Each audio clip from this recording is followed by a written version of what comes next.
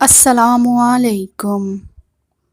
حضرت احنف بن قیس سے روایت ہے کہ میں اس آدمی حضرت علی کے ارادے سے گھر سے روانہ ہوا۔ حضرت ابو بکر مجھ سے ملے تو کہنے لگے، اے احنف، کہاں کا ارادہ ہے؟ میں نے کہا، رسول اللہ صلی اللہ علیہ وسلم کے چچا زاد یعنی حضرت علی رضی اللہ تعالیٰ عنہ کی نصرت کا ارادہ رکھتا ہوں۔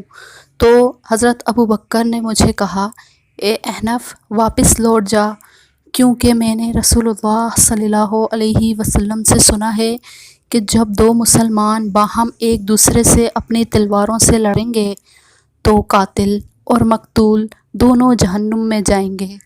میں نے عرض کیا، یا رسول اللہ، یہ تو قاتل ہے، مگر مقتول کا کیا قصور ہے؟ آپ صلی اللہ علیہ وسلم نے فرمایا، کیونکہ اس نے بھی اپنے ساتھی کے قتل کا ارادہ کیا تھا۔